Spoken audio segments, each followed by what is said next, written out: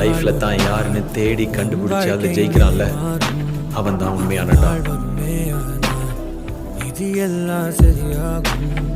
ஒரு நாள் ஒரு நாள் ஒரு நாள் நம் வாழ்க்கையிலே மாறும். அந்த நாள் வருமே ஆனால் இது எல்லாம் சரியாகும்.